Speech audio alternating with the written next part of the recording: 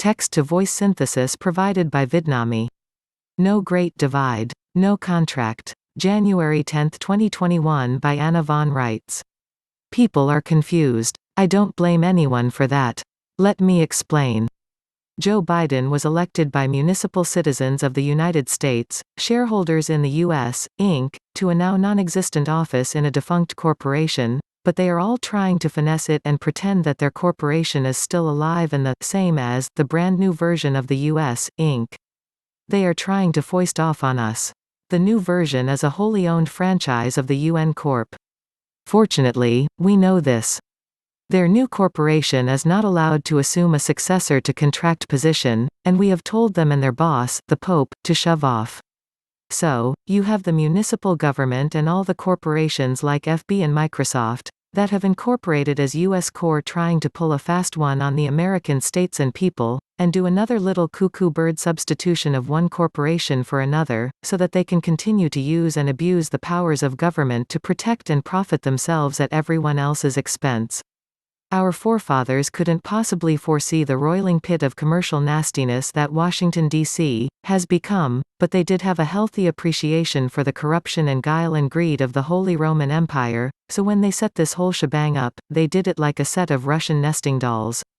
The municipality of Washington, D.C., together with its municipal government, Article 1 Section 8, Clause 17, sits inside the Territorial District of Columbia as a safeguard, and the Territorial District of Columbia sits inside the Federal Republic Enclave as a safeguard.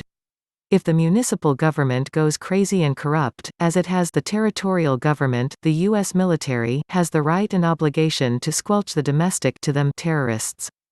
And if the territorial government fails to do its duty in this respect, the American Armed Forces have the right and duty to gobsmack both the municipal and territorial government factions.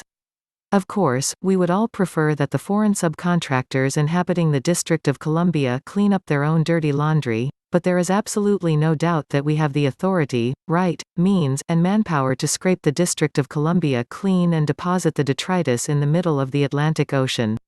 What is Mark Zuckerberg or Bill Gates going to do about it, when we, the actual government, seize their assets as the fruits of treason and crimes against humanity? All of a sudden, they aren't billionaires anymore. All of a sudden, they are in jail for censoring free speech in America while profiting from the use of our airwaves. And worse.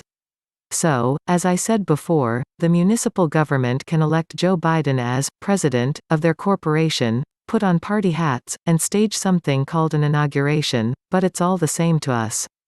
They don't have a contract.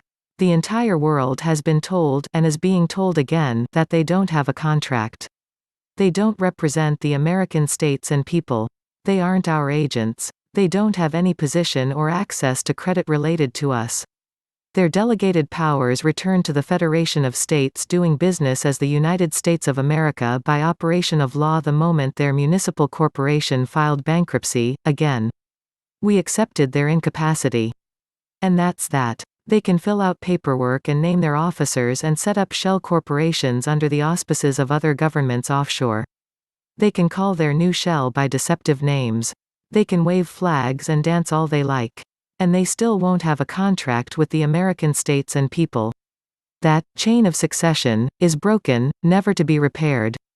The Holy See is still under contract as the Holy See, but we are not under any obligation of contract to any incorporated entity at all. Ditto that with respect to the government of Westminster.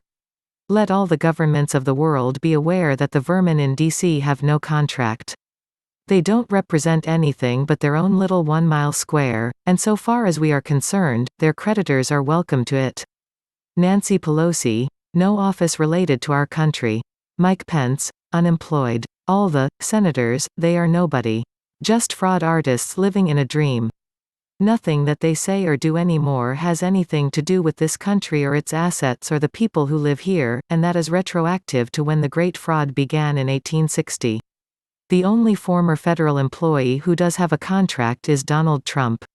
So all the officially unemployed yahoos who want to go back to work had better treat him very nicely, and all the municipal corporations that need to be dissolved and or placed under new management, need to be very nice to him, too.